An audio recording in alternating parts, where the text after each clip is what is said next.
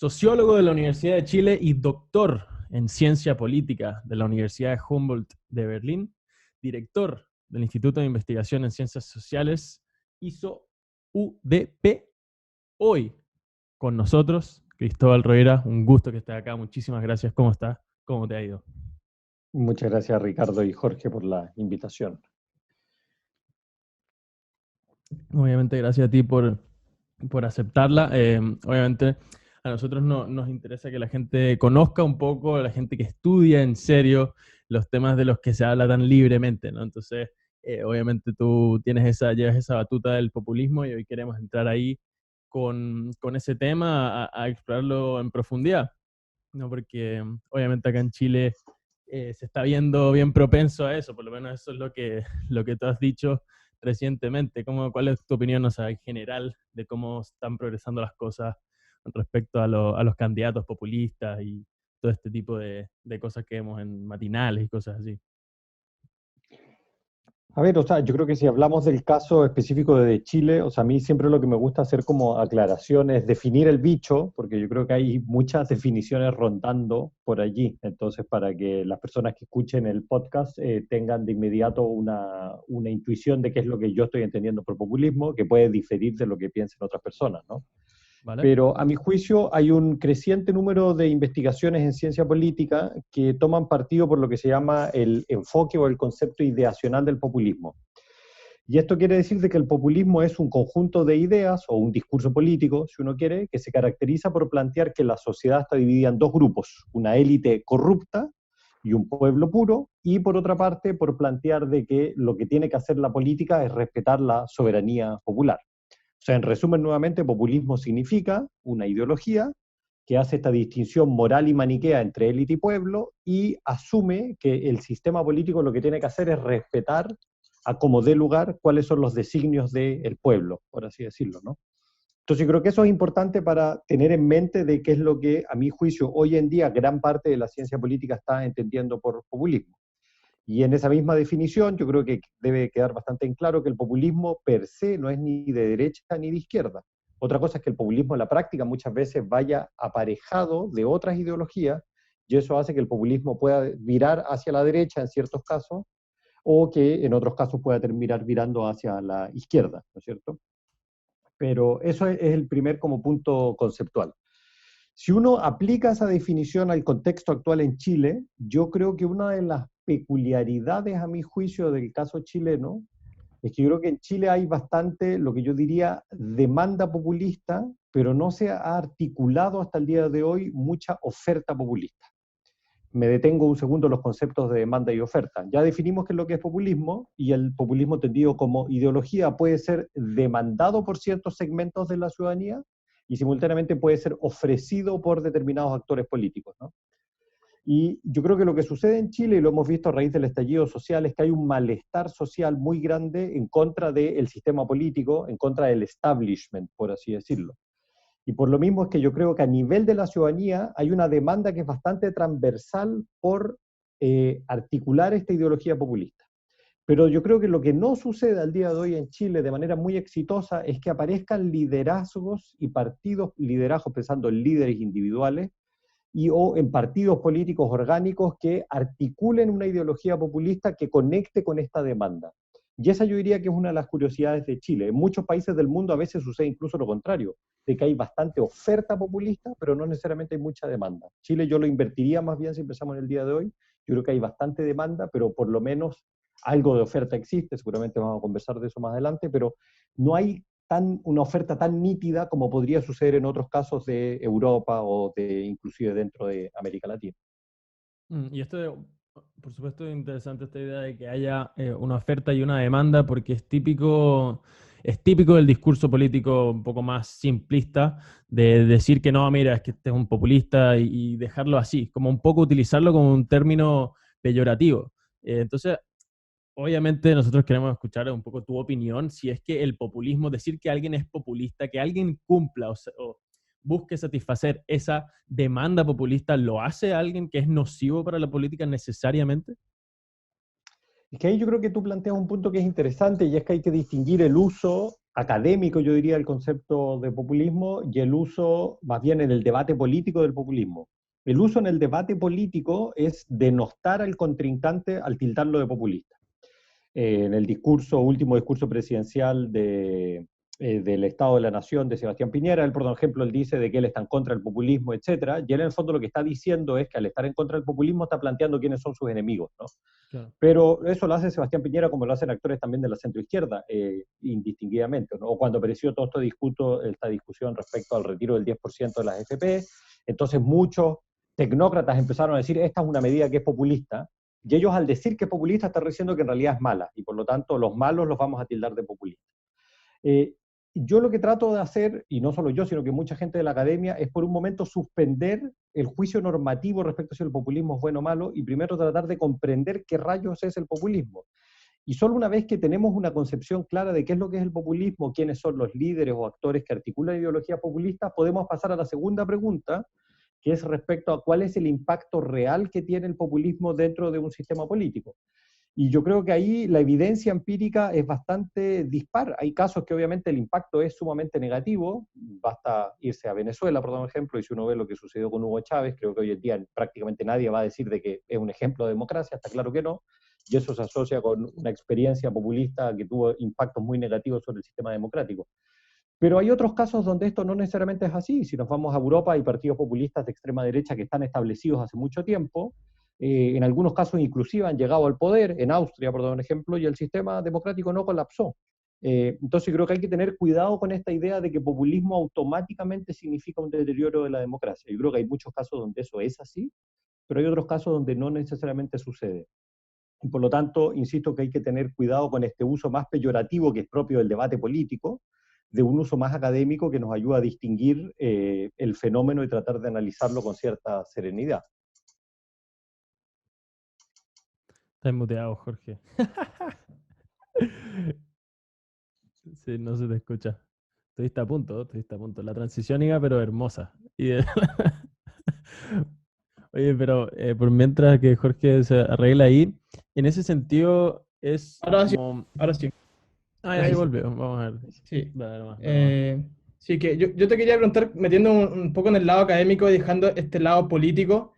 Hace poco Cristóbal Velorio sacó un artículo muy interesante, Populismo como democracia liberal se llamaba, en el que sitúa de alguna manera esto en el estallido social una cierta interpretación y lo sitúa dentro de un marco, un clima populista global, entendiendo que el populismo sería como esta especie de reacción democrática y liberal a lo que se llama el déficit democrático, que es un término que ha estado utilizado por Chantal Mouffe, Ernesto Laclau y distintos filósofos. Y también sería una reacción hasta como exceso del liberalismo de la democracia liberal en el occidente. En tu libro también, Populismo, una breve introducción, que es un libro realmente interesante, yo recomiendo a todos que lo lean. Tú también tocas este tema de la relación entre el populismo y la democracia, y afirmas que el populismo en esencia no es contrario a la democracia per se, pero sí se lleva mal. Entonces mi pregunta es, ¿podrán las democracias liberales como occidentales, en las que actualmente vivimos, como enfrentar este fenómeno populista que está emergiendo en general en el mundo? Y si y si estaríamos dispuestos, por ejemplo, a disminuir la cantidad de instituciones liberales, por ejemplo, los bancos centrales, los TC, estos instrumentos contramayoritarios, ¿estamos dispuestos a renunciar a eso por resolver este déficit democrático que tendríamos hoy en día? Bueno, yo creo que ese es efectivamente el dilema de la democracia en el siglo XXI, ¿no? O sea, yo creo que una opción es seguir con el piloto automático de la democracia liberal de cómo se ha venido desarrollando en los últimos 20, 30 años, y ese piloto automático, ¿qué es lo que indica? Es que se le entrega creciente poder a una serie de instituciones autónomas, como puede ser el Banco Central, como puede ser los tribunales constitucionales, pero más importante que esas instituciones, a mi juicio, son las instituciones supranacionales. En el caso de Europa es evidente con lo que pasa con la Comunidad Europea, pero también si pensamos en términos de la globalización económica, ¿hasta qué punto un país realmente tiene independencia económica para tomar las medidas que le plazcan? Lo más probable es que tiene poca independencia porque tiene firmado una serie de tratados comerciales que limitan cuál es el margen de maniobra que tiene. Entonces, ¿por qué enfatizo esto? Porque la democracia liberal en los últimos 20 o 30 años se ha plasmado de una manera tal en la cual esta componente liberal ha venido ganando peso, pero como efecto negativo de eso, pensando desde la teoría democrática, lo que termina sucediendo es que los ciudadanos al momento de terminar optando por partidos A, B o C, terminan optando por partidos que tienen muy poco poder en la realidad porque el poder se ha delegado a estas instituciones, ya sea supranacionales o a instituciones que son contramayoritarias. Entonces eso hace que sean democracias muy jibarizadas. Lo podría poner al ridículo, si es que imaginémonos que esa democracia liberal se sigue desarrollando ad eternum, va a llegar un momento en el cual los ciudadanos solo podemos escoger, no sé, si es que los semáforos vamos a cambiar el color verde por rojo por amarillo, que es una cuestión insignificante, pero todas las medidas realmente trascendentales las delegamos a otras instituciones. Y en ese momento lo más probable es que en algún momento nosotros nos vamos a despertar como ciudadanos y vamos a decir, ¿qué pasó con este sistema democrático? Donde lo único que podemos escoger es el color de los semáforos, que obviamente es una cuestión sumamente irrelevante, ¿no? Estoy exagerando porque obviamente no va a llegar para allá. Pero yo creo que ese es el dilema de la democracia del siglo XXI. Y lo que pasa con los actores populistas es que tratan de jalar el sistema democrático justamente en la otra dirección. Y lo que dicen es que necesitamos recuperar soberanía popular, y eso implica que el pueblo, con todo lo problemático que es el concepto, tiene que empezar a tener mayor poder para tomar determinadas decisiones. Y esas pueden ser decisiones económicas, pueden ser decisiones relacionadas con cuántos inmigrantes van a integrar a un país o no, pueden ser decisiones respecto a cuáles son las políticas del Estado, de bienestar que tiene que existir una nación o no, etcétera, ¿no? Yo creo que parte de esos desafíos son los que estamos observando en distintos países del mundo, y el populismo lo que hace es poner el dedo en la llaga, por así decirlo, mostrar ese problema que están teniendo los sistemas democráticos a lo largo y ancho del mundo, con las peculiaridades que existen en cada país, por cierto. Y esta contención del populismo, entonces, o sea, claro, el líder populista está jalando al sistema, eh, y de alguna manera el dique de contención serían los partidos, ¿cierto? Para encauzar de alguna manera este proceso. Entonces, mi pregunta ahí sería, dada la situación actual de los partidos políticos, una situación de una crisis de legitimidad, por ahí está también el tema de las redes sociales que hacen que los partidos los necesitemos menos para llegar a las ideas políticas. ¿Podrán estos partidos ejercer como esa función de contención respecto al populismo o estamos en un peligro al tener un sistema de partidos que no está totalmente solidificado, consolidado que nosotros que nos gustaría?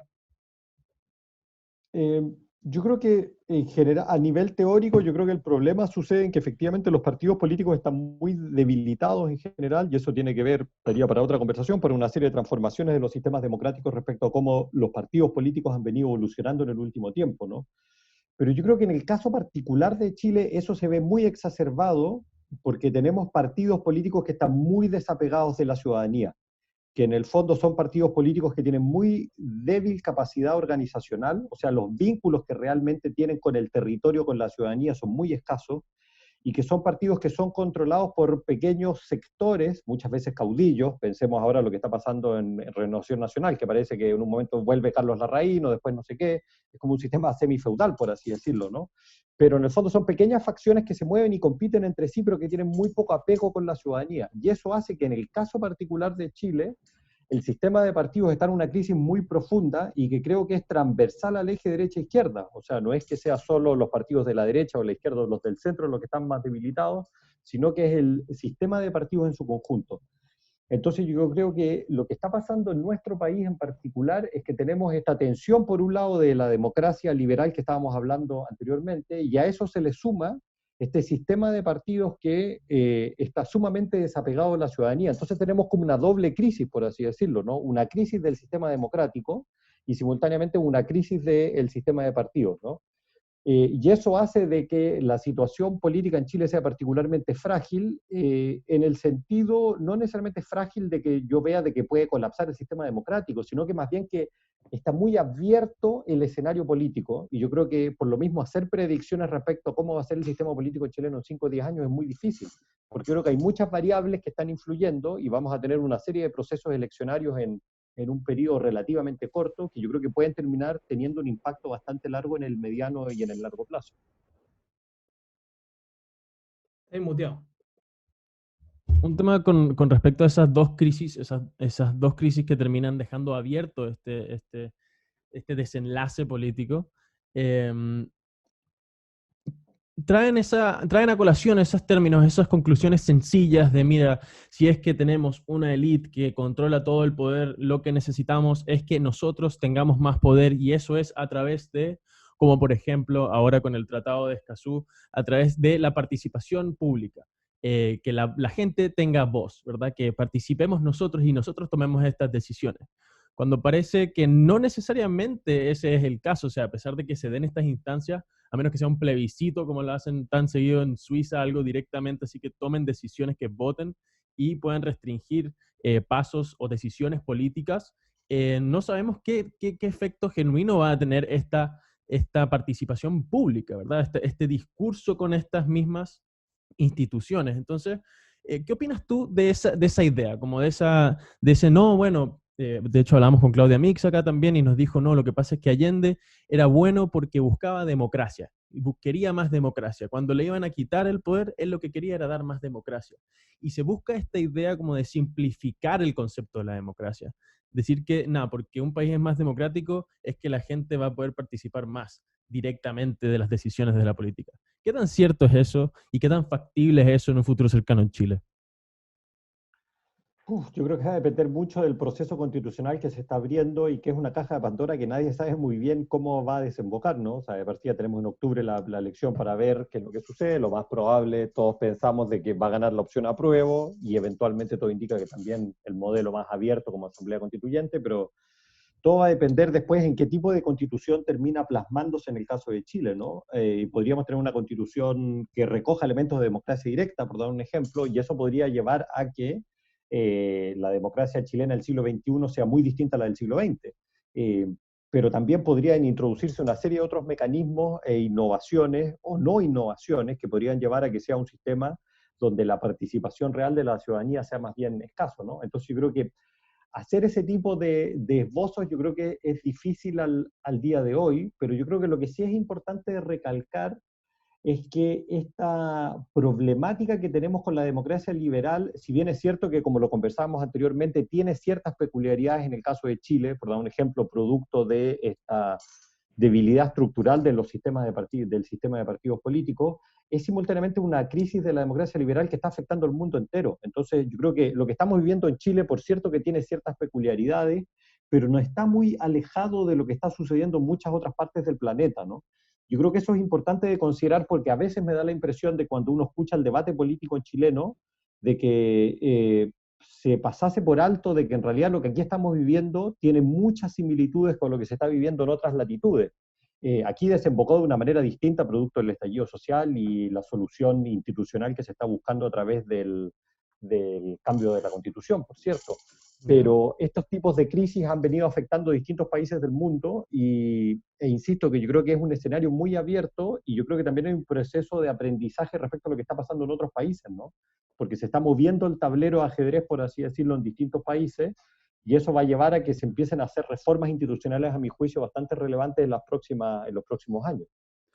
Sí, eso me gustó, ese punto de aprender de las experiencias ajenas, ¿no? Porque parece, bueno, yo te revelo, yo soy venezolano, entonces yo estando acá me siento en esa como, me siento incrédulo, como que no me compro que la gente genuinamente va a aprender del caso de Venezuela o siquiera lo puede relacionar, siquiera puede hacer el símil de que por más que no necesariamente estamos en la misma situación, pueden ponerse las bases de que Chile empiece a ir hacia allá, ¿verdad? Yo estoy claro que no es exactamente lo mismo porque ese momento era bien distinto lo de la Asamblea Constituyente, pero sí me queda esa duda, o sea, me queda eso de como, no, mira, es que la gente aprendió que en Venezuela hacía falta esta idea de cambiar el poder, ¿verdad? Entonces acá en Chile nosotros vamos a hacerlo de la misma forma, vamos a buscar un proceso que sea también democrático, pero también tiene muchísimos elementos que se asemejan mucho, o sea, se asemejan mucho en promesas que no necesariamente se van a cumplir, o sea,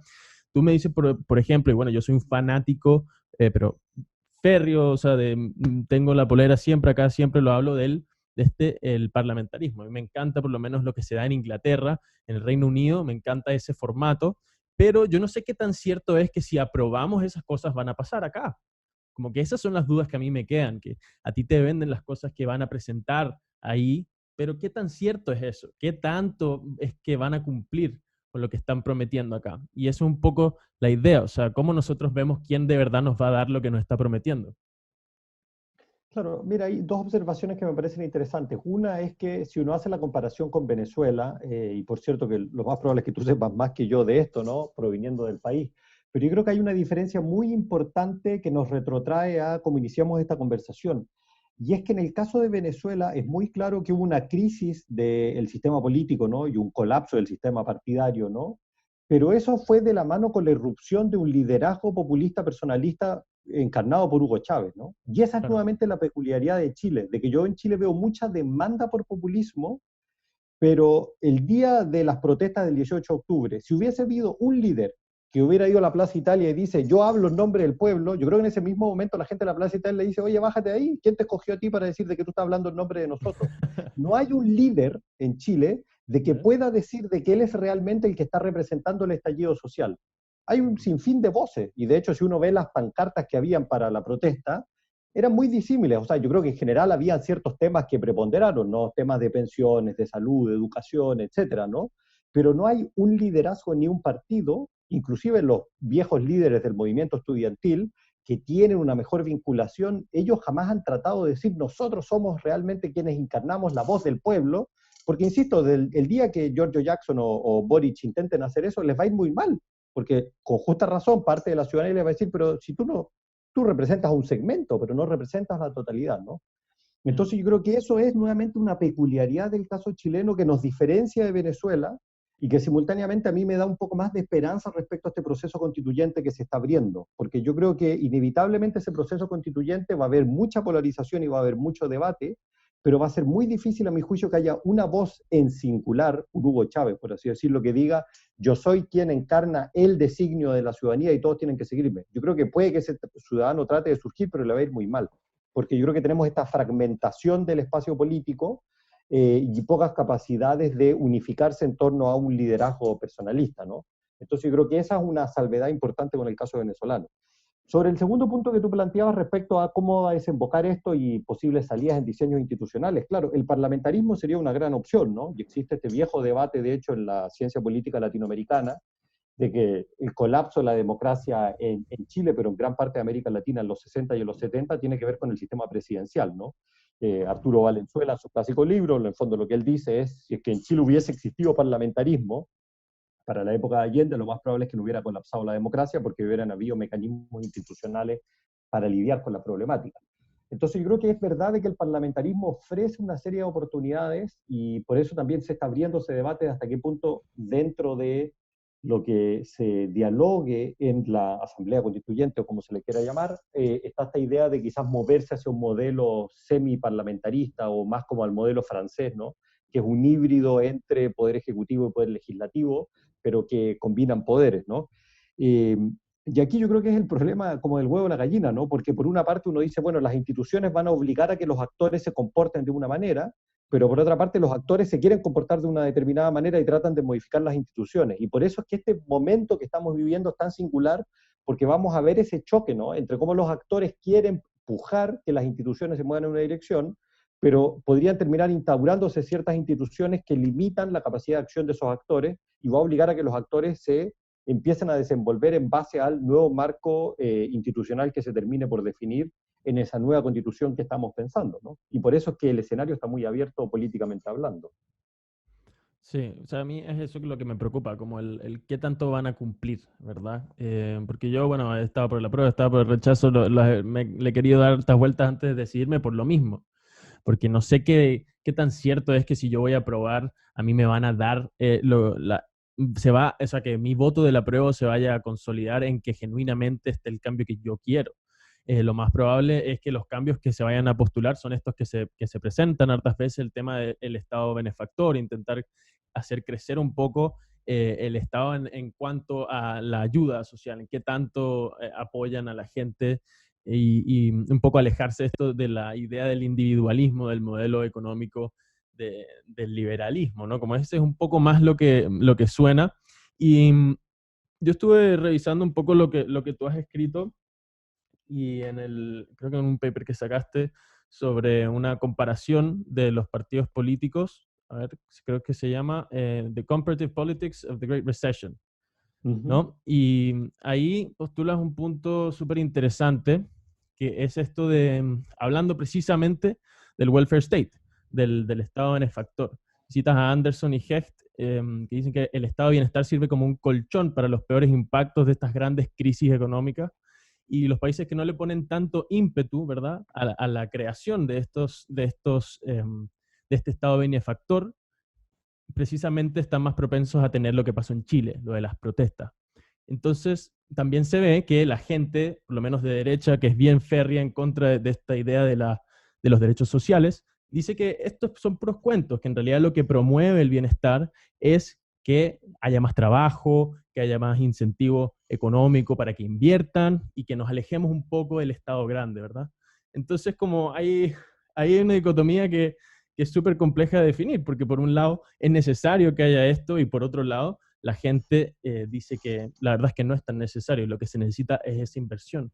Entonces, como, ¿cuál es el diagnóstico ahí? ¿Cuál es la ruta a llevar, el punto medio entre esas dos ideas? O sea, a ver, yo creo que hay un primer punto a mi juicio que es un debate que empíricamente en juicio está bastante zanjado, más allá de las preferencias normativas que uno tenga por un modelo de bienestar más liberal o más estatista, por así decirlo.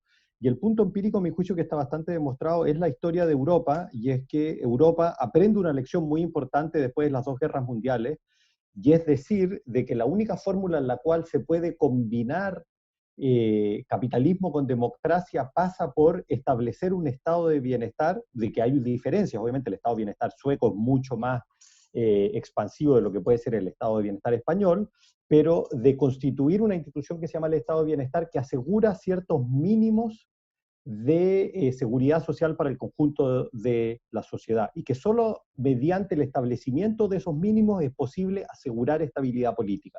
Y ese es el duro aprendizaje que Europa sacó después de sus dos guerras mundiales, y por lo mismo es que el estado de bienestar se termina por instaurar a lo largo y ancho de Europa. Insisto, con diferencias, no es lo mismo el estado de bienestar italiano, español, que el holandés, que el alemán y que el escandinavo, pero todos los países europeos en general tienen ese modelo. Y ese modelo, y este es el argumento empírico, ha sido sumamente efectivo en el sentido de asegurar estabilidad democrática. Y el mejor ejemplo, como tú lo señalas en aquel paper, tiene que ver con la gran recesión. La gran crisis económica que se experimenta en el mundo en el año 2008 y el 2009 tuvo consecuencias económicas dramáticas, pero aún así, si pensamos en los países europeos, eso no implicó poner en riesgo el modelo de la democracia propiamente tal. ¿Y por qué no? Y aquí viene el argumento, porque cuando los ciudadanos empieza a subir el desempleo, cuando hay una crisis económica de proporciones, los ciudadanos saben de que hay un sostén último que va a hacer de que la situación sea muy difícil, pero que nunca se van a morir en la calle, por así decirlo. Estados Unidos, por dar un ejemplo, que no tiene un estado de bienestar, sufre la gran recesión, el impacto es dramático y las consecuencias son mucho más nefastas en Estados Unidos justamente porque ese estado de bienestar no existe, no hay un colchón al cual los ciudadanos puedan escoger, puedan descansar, por así decirlo, y saber, vamos a salir de esta gran crisis, por así decirlo, y no vamos a terminar pasando hambre o muriéndonos en la calle, exacerbando la metáfora, ¿no? Y no es casualidad que en Estados Unidos hoy en día el sistema democrático está en una situación literalmente, yo diría, en las cuerdas, y tenemos un presidente como es Donald Trump, y Donald Trump no es presidente de ningún país o en equivalente a Donald Trump en algún país de Europa. Y de hecho, cuando en Europa han llegado los populistas de derecha al poder, han llegado en coalición con partidos que son más bien del mainstream o de la derecha convencional. Entonces, volviendo a esta idea, yo creo que si pensamos para Chile, yo creo que una de las lecciones que yo espero, no lo puedo saber, pero que una de las lecciones que podríamos sacar, y que esto es lo otro interesante, cualquier empresario que quiera apostar a largo plazo, en realidad lo que debería decir, el modelo europeo es el que nos asegura eso, es el que nos va a asegurar estabilidad, y eventualmente cuál es el costo de esto, que la fuerza de trabajo va a ser un poco más cara, que seguramente vamos a tener que pagar un poco más de impuestos, pero solo a través de ese mecanismo va a poder generarse una estabilidad en el largo plazo que también permita las inversiones.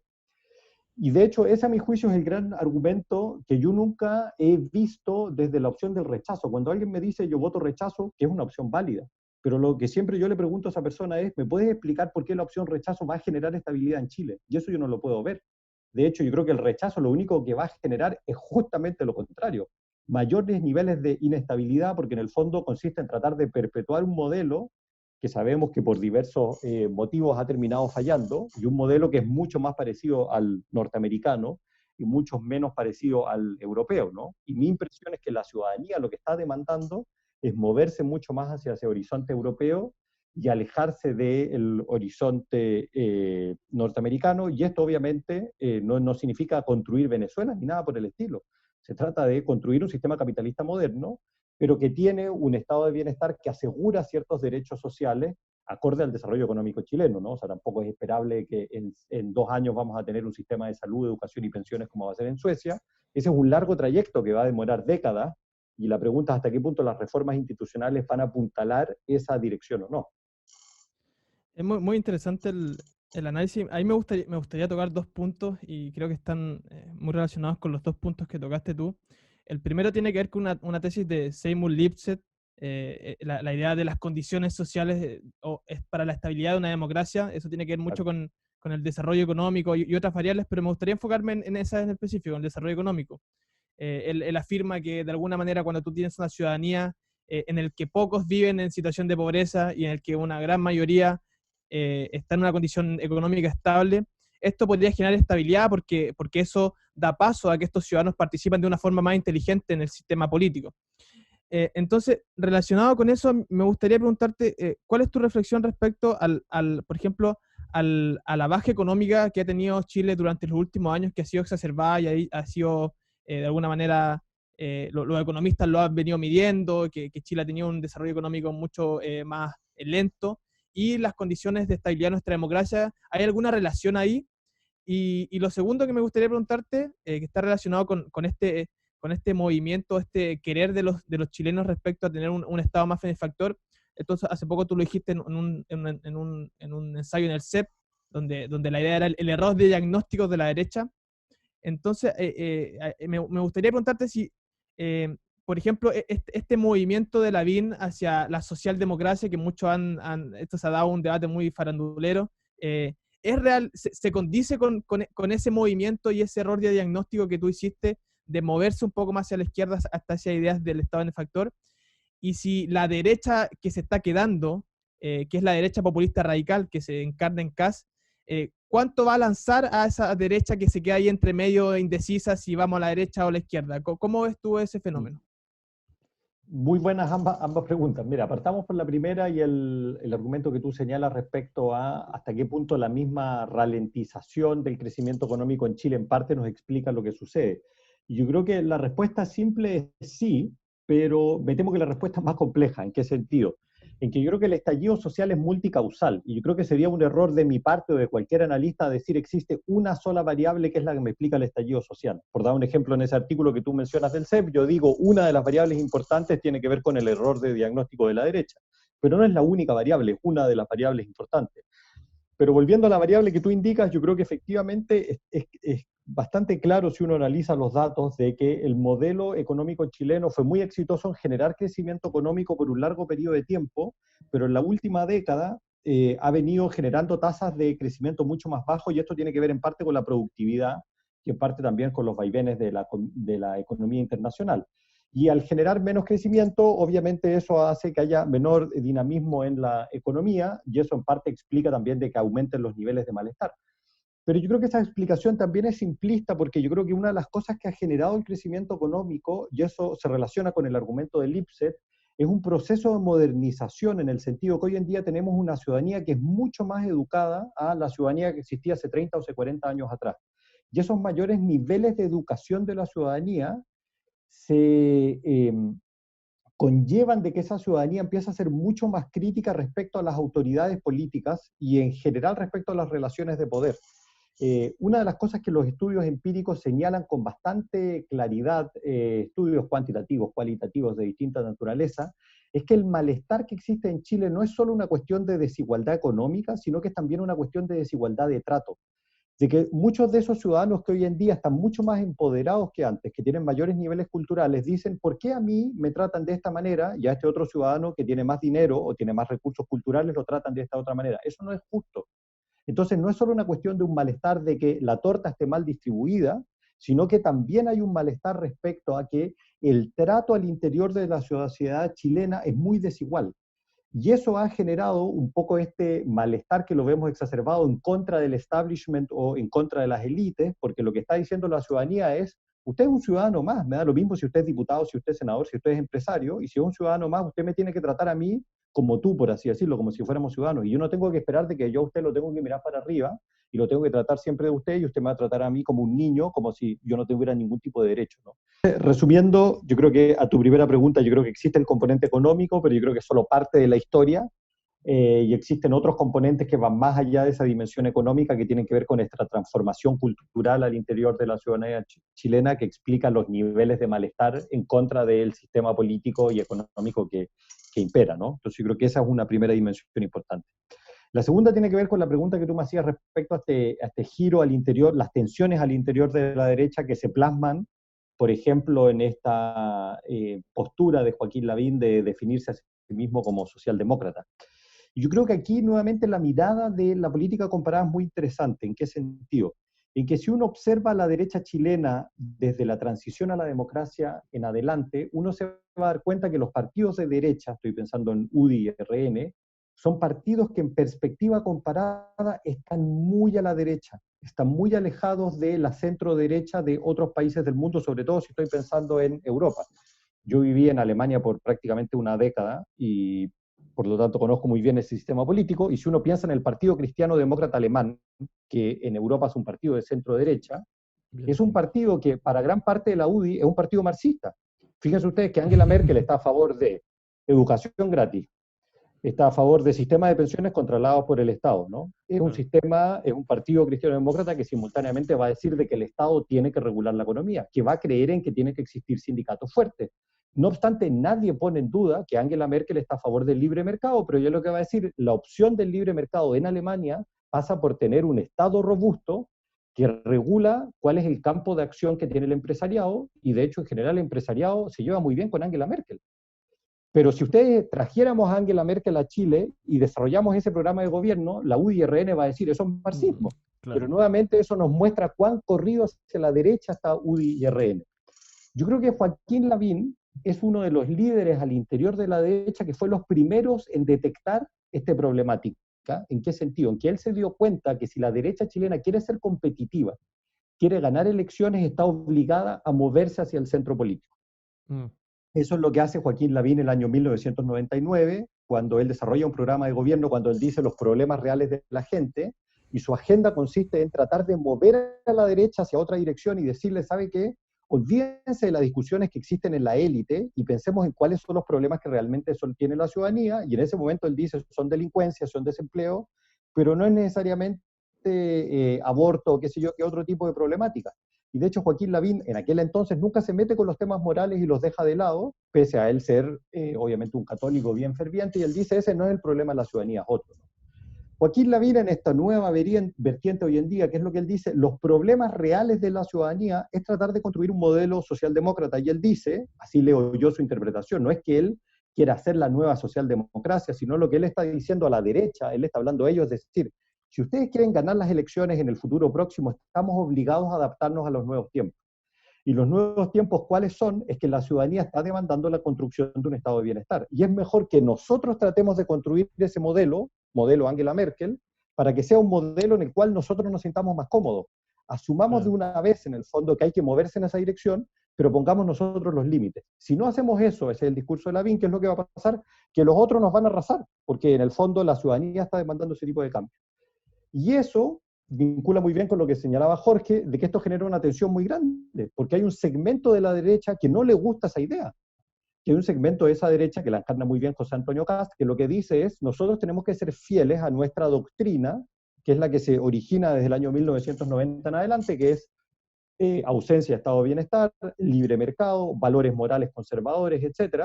Y por eso es que la derecha hoy en día se ve tensionada entre estas distintas fuerzas, ¿no? Que por un lado uno podría ser José Antonio Kast tratando de tirar la derecha más a la derecha o que vuelva a sus orígenes, y por otro lado aparece alguien como Joaquín Lavín o Desbordes, ¿no? Que trata de mover la derecha en esta dirección un poco más socialdemócrata, más hacia el centro, ¿no? Tratar de abrazar ciertas banderas de lucha de la socialdemocracia, ¿no?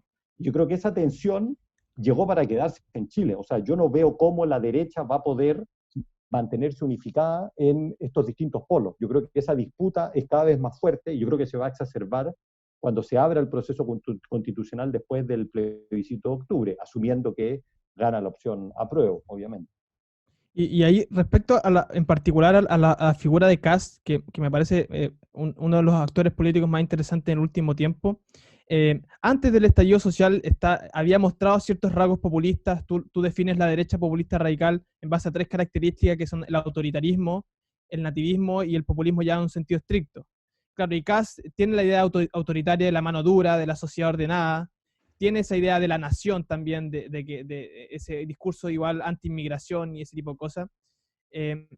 Pero algunos podrían decir, o uno ha observado, que después del estallido social quizá ha tenido un cambio, un giro. Algunos podrían decir un giro más populista, otros podrían decir que no aprovechó la oportunidad como podría haberla aprovechado. Me gustaría saber cuál es tu lectura del transitar político de José Antonio Kast. Si se ha vuelto un líder más populista ahora, y sobre todo que ahora se mueve en las redes sociales muy bien, tiene una gran cantidad de adherentes que son casi fanáticos. ¿Cuál es tu lectura respecto ahí a José Antonio Kast y sus movimientos? Mira, yo creo que lo que ha pasado con el caso de José Antonio Kast es que él obviamente lo que está tratando es de construir un liderazgo a través del partido político, ¿no? Porque recordemos que él inicialmente partió solo él como el líder, el candidato presidencial, y ahora trata de construir su vehículo partidario, ¿no? Que es Acción Republicana, y esto es muy embrionario, ¿no? Está recién surgiendo y hay que ver cómo va a seguir evolucionando. Pero lo cierto es que mi impresión es que después del estallido, como que a Kast le cuesta mucho encontrar cuál es el tono correcto para poder conectar con la ciudadanía. Por cierto que él conecta con un segmento de la ciudadanía, pero que mi apuesta, no tengo datos al respecto, pero que mi apuesta es que es un segmento muy reducido. Si le tuviera que poner un número, me atrevería a decir que será el 10 o el 15% de la ciudadanía, no es más que eso. Que es un segmento que, como tú bien decías, va a demandar mano dura, que lo que va a decir es que hay que reprimir a la protesta, que hay que volver al modelo antiguo del libre mercado, etcétera. Pero eso es un reducto muy chico del electorado chileno. Entonces, si Kast sigue empecinado en esa lectura, es muy difícil que él pueda crecer más allá de ese 10%. Por lo tanto, yo creo que parte de la estrategia que él desarrolla, en mi interpretación, es que él, por un lado, trata de movilizar a ese segmento que es más bien pequeño de la ciudadanía, pero simultáneamente le está hablando al otro segmento de la derecha, al Joaquín Lavín, del cual estábamos hablando anteriormente, y les dicen, véngase para mi lado. En el fondo, yo soy el que tengo la razón, ¿no? Y esto es lo que genera esta tensión entre estos dos polos, un polo mucho más radical, que es el que representa a José Antonio Kast, y el polo mucho más moderado, que es el que representa a Joaquín Lavín, ¿no? Entonces yo creo que el futuro de José Antonio Kast va a estar muy mediado también respecto a qué es lo que pasa con el otro polo. Hasta qué punto, por dar un ejemplo, la derecha va a estar dispuesta a ir a unas primarias entre todos los candidatos, por dar un ejemplo. Si es que llegasen a hacer eso, en realidad el margen de incertidumbre es muy alto, porque como tú bien dices, José Antonio Kast es muy hábil en las redes sociales, tiene un segmento de la ciudadanía que es reducido, pero que lo sabe movilizar muy bien, y que si hay una primaria, eventualmente el voto se va a dividir entre una serie de candidatos, pero él podría ser el que movilice la mayor cantidad de candidatos, y imagínense, podría terminar nominándose como el candidato del conjunto de la derecha, ¿no? Estoy haciendo futurología en lo que podría suceder, ¿no?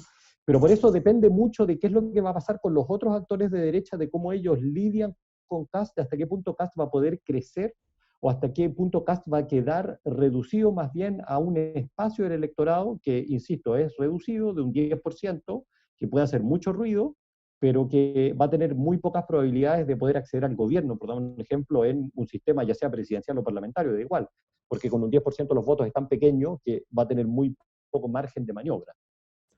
Y en la misma lógica, ¿qué piensas de Daniel Jadwe, ¿no? O sea, Jadwe también tiene este elemento un poco que ya es declarado y hasta por personas que son cercanas a él, dicen que es marxista-leninista, abierto, puro y duro, como suelen decir en política, no sé por qué, puro y duro, no encuentro ni un brillo a la expresión, pero a lo que voy es como tanto por el lado de qué tan comunista es, ¿verdad? Y cómo se relaciona eso con Chile, como por el lado de qué tanto le está intentando quitar peso o participación a su afán comunista, ¿verdad? O sea, de hecho, se ve bastante en Instagram este video comparativo entre los discursos presidenciales de Chávez, en los que como que intentaba esconder un poquito, meter debajo de la mesa el comunismo, como decir, no, expropiaciones, ¿para qué? No, nosotros no vamos a expropiar nada, no sé qué, pero porque claro, porque ya decir comunismo abiertamente ya es como renunciar a un número de votos que quizás te deja fuera de la carrera, ¿no? Entonces, en esos dos sentidos, ¿cuál es tu análisis de Jadwe y sus posibilidades, por supuesto? Mira, yo creo que lo que pasa con Jadwe es quizás, en cierta manera, quizás el fenómeno inverso a José Antonio Cast. ¿En qué sentido? Que José Antonio Cast, él se asume como alguien de derecha, él va a decir que no es derecha extrema, pero él va a decir que está muy a la derecha, que hay que volver a los orígenes de la derecha, y él no tiene ningún problema con sacarse una foto con Bolsonaro y decir, este es mi hombre, ¿no? Y eso tiene como impacto de que, volvemos al argumento que yo te decía, de que Cast queda reducido, un segmento muy reducido del electorado, porque no van a ser muchos los chilenos que dicen, en realidad yo quiero a alguien como Bolsonaro o como Donald Trump, ¿no? Pero sí logra movilizar ese 10%. Lo Vale. que pasa con Jadwe, por el contrario, es que él sabe de que su apuesta es tratar de moverse más allá del 5 o 10% del Partido Comunista, y por lo tanto la marca comunista es un lastre. Él podría en teoría hacer lo mismo que José Antonio Cast y decir, yo quiero el chavismo, tengo puras fotos de Chávez, de Evo Morales detrás mío, y ¿qué es lo que va a pasar? De que la extrema izquierda lo va a aplaudir, pero queda en un 5 o 10%. Sí. Pero si Jadwe quiere terminar siendo el candidato de la centro izquierda en un sentido amplio, se tiene que desmarcar de aquellas imágenes, de aquellos discursos, de aquellas simbologías que le pueden terminar restando votos, ¿no? Entonces, lo que pasa con Jadwe es que, si bien es cierto que él es militante y forma parte del Partido Comunista, él trata más bien de presentarse como una figura más moderada y más abierta para decir de que en el fondo él está abierto a dialogar con todas las fuerzas de centro izquierda y progresista para terminar siendo el candidato. ¿Hasta qué punto eso le va a terminar funcionando o no? Estamos en el inicio de esta competencia electoral, ¿no? Pero mi olfato me diría que la marca partidaria del Partido Comunista genera muchos anticuerpos en Chile y en muchas otras partes del mundo. ¿Y por qué en Chile en particular? Porque la historia del Partido Comunista, como se ha venido desarrollando, sobre todo en el último tiempo, es un partido aferrado a la lógica marxista-leninista, ¿no? O sea, es un partido que le manda una carta a Kim Il-jung para felicitarlo por el cumpleaños. O sea, no es el Partido Comunista Italiano de su momento que se reformuló y se adaptó un poco y trató de moverse en la socialdemocracia. Es un partido comunista de tomo y lomo, ¿no? Y eso genera una serie de anticuerpos en la ciudadanía. Por lo tanto, yo creo que esa estrategia de Jadwe tiene un límite también, un techo de crecimiento, que le va a terminar pasando la cuenta, atrevería a decirme yo. Cristóbal, yo quería un poco cambiar el tema a un tópico que me parece muy interesante, sobre todo en los tiempos en los que estamos hoy en día, que es el tema de la democracia y las redes sociales. Hay un concepto de un politólogo, Bernard Manning, que habla de las democracias de audiencia, donde hace referencia a que los canales de comunicación política afectan a la naturaleza misma de la relación representativa. Se vale decir que los representantes, los políticos, tienen una comunicación directa con el electorado y con las personas, y por eso se hace menos necesario los partidos como canal de comunicación. Eh, Giovanni Sartori también dice, por ejemplo, que las redes sociales son un ataque o son un obstáculo a la democracia, son algo negativo para la democracia, al punto de que casi que serían un poco incompatibles las redes sociales y las democracias como las conocíamos antes. Entonces mi pregunta ahí es, ¿cuál es tu reflexión acerca de esta relación entre democracia y redes sociales? ¿Cómo es la mutación de esta digitalización y cómo eso afecta a los sistemas políticos que antes no necesitaban de esto, sino que necesitaban una mediación política de los partidos, ahora no la necesitan? Entonces, ¿cuál es tu reflexión respecto a eso? Mira, yo creo que ahí podríamos tener una larga conversación al respecto, pero creo que se me ocurren dos argumentos que son importantes. El primer argumento es uno que tú ya lo señalas en tu pregunta, y es que producto de las nuevas redes sociales, la relación entre la ciudadanía y el sistema político se ha venido modificando. ¿En qué sentido? Donald Trump es el mejor ejemplo. Él dice, a mí me da lo mismo el Partido Republicano, yo me comunico con mis ciudadanos de manera directa vía Twitter. Y tengo 20 millones de seguidores que son los que votan por mí, y me da lo mismo que es lo que dice mi partido. Y él se comunica, en teoría, ¿no? Esa es su fórmula de conexión, ¿no? Con los ciudadanos solo a través de Twitter. Entonces, ¿qué es lo que pasa? Que estas nuevas tecnologías generan oportunidades y desafíos, ¿no? Para repensar cómo funcionan los liderazgos políticos. Y una de las consecuencias de esto, que es dramática para los partidos políticos, es que los partidos políticos muchas veces empiezan a vaciar de contenidos y empiezan a aparecer estas figuras mediáticas que vinculan con la ciudadanía de manera directa, pero no necesariamente tan programáticamente, sino que más bien a través de reacciones bastante viscerales, movilización de carisma, etcétera, distintos mecanismos, ¿no? Y eso es un desafío para los sistemas democráticos en su conjunto. Pero hay un segundo desafío que yo creo que va más allá de esta personalización de la política, si uno la quiere llamar producto de las redes sociales, y es que tiene que ver con una transformación estructural del espacio de la opinión pública. La opinión pública, en los años 70, 80, 90, las democracias liberales, uno se la imaginaba como un espacio a la teoría de Jürgen Habermas, ¿no? De que en el fondo hay ciudadanos racionales que discutan, que elaboran ideas, y los ciudadanos que son más de derecha leerán un tipo de periódico, los que son más de izquierda leerán otro tipo de periódico, pero nosotros podemos dialogar entre nosotros porque vamos a intercambiar nuestros distintos puntos de vista y podemos tratar de llegar a un determinado acuerdo. Y ese modelo de opinión pública claramente no está funcionando en el siglo XXI. El modelo de opinión pública que tenemos nosotros hoy en día es que lo que sucede es que cada vez más tenemos ciudadanos de que solo terminan por recibir un determinado tipo de información que lo que hace que es confirmar cuáles son sus propias opiniones. Entonces un ciudadano de extrema derecha lee determinados medios, utiliza solo determinados grupos de WhatsApp y revisa determinadas páginas de Facebook, que lo único que hacen es demostrar de que su realidad es la que realmente vale, y un ciudadano de extrema izquierda lee sus propios diarios, tiene sus propias páginas de Facebook y sus propios grupos de WhatsApp que demuestran que su realidad es la única que existe. Entonces generamos realidades paralelas, por así decirlo, y es muy difícil encontrar un mínimo común múltiplo entre estas distintas realidades, ¿no? Y ese yo creo que claramente es un dilema que estamos observando en todas las democracias del mundo, ¿no? De que pierden posibilidad la existencia de determinados medios de comunicación de que literalmente medien entre distintos grupos, ¿no? Donde se pueda encontrar un ciudadano de derecha e izquierda y diga, no, yo voy a escuchar la opinión de este, voy a escuchar la opinión de este, y en base a eso voy a tratar de generarme un conocimiento informado. Eso al día de hoy está siendo cada vez más difícil y eso obviamente genera una dificultad para tener un debate ponderado dentro de la ciudadanía respecto a cómo queremos construir el modelo de democracia que queremos, ¿no? Eso es precisamente lo que buscamos hacer acá, o sea, es un poco la idea de invitar gente de derecha y izquierda para escucharla. Nosotros acá al final hacemos un segmento de preguntas cortas, pero la verdad es que quiero aprovecharte para hacerte preguntas un poco más de teoría. Ya la última pregunta de más o menos mediana, que es esta idea, este punto común, ¿no? Entre Estados Unidos y Chile, que se está dando bastante fuertemente también en redes sociales del defund the police y el de que all cops are bastards acá en Chile, ¿no? O sea, como se juntan estas dos ideas en que las policías son pésimas para la sociedad por alguna razón.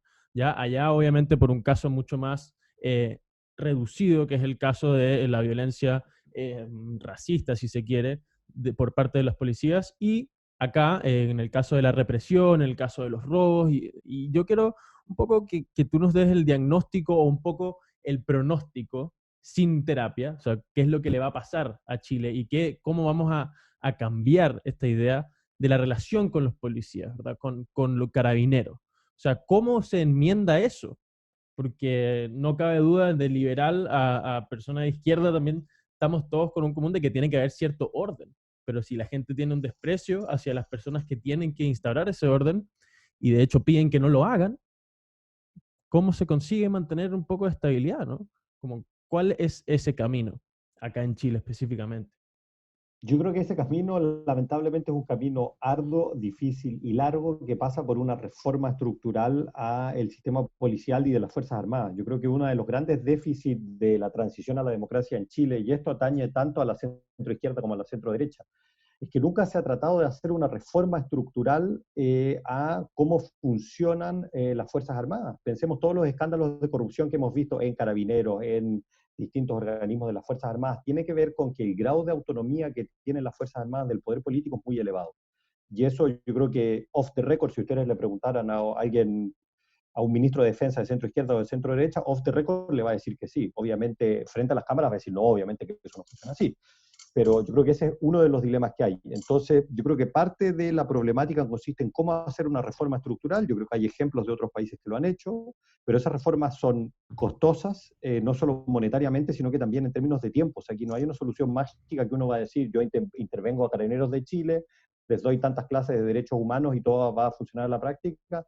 No, es un fenómeno mucho más complejo, pero yo creo que sí es factible de realizar, porque Chile comparativamente tiene niveles de desarrollo económico e institucional que yo creo que lo ponen en una situación, entre comillas, privilegiada para poder llevar a cabo esas reformas, pero insisto, son reformas que no son fáciles, que no son simples, pero que son sumamente necesarias justamente para el punto que tú decías, Ricardo, de que es necesario establecer orden, pero ese orden se establece solo a través de legitimidad. Entonces hay que relegitimar a las Fuerzas Armadas y eso pasa por hacer esas reformas estructurales. Vale, bueno, nosotros sabemos que tienes compromisos y te damos las gracias infinitas. Obviamente la última pregunta de respuesta corta es, ¿a quién te gustaría ver sentado acá o sentada acá conversando con nosotros sobre temas como este o más o menos de lo que tú creas que haya que hablar?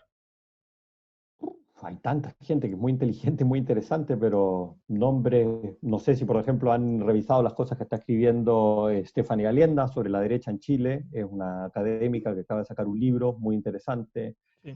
Juan Pablo Luna, de la Universidad Católica, uno de los mejores politólogos que existe en Chile y América Latina, que tiene también un muy buen diagnóstico de la situación política. Daniel Mansui, que es alguien más cercano al mundo de la derecha, pero muy interesante también siempre de escuchar. Yo creo que hay varias figuras interesantes al día de hoy que les podría dar buenas reflexiones, creo yo, para el tipo de debate que ustedes quieren instaurar. Vale, al igual que con esa respuesta y con todas las otras, nos sentimos bien satisfechos, por lo menos por mi lado. Te vuelvo a dar las gracias infinitas por haberte sentado con nosotros. Eres una persona que, a nuestro juicio, aporta bastante a lo que de verdad nos atañe y nos importa. Así que por ese lado, de verdad, es un gusto y un honor poder sentarnos a hablar contigo, por supuesto. Bueno, muchas gracias a ustedes por la conversación y suerte con los próximos programas. Entonces. Listo, entonces, un gusto y bueno, saludos a todos los que nos están viendo. Muchas gracias a ustedes también. Ojalá que donde sea que les llegue este mensaje estén muy bien.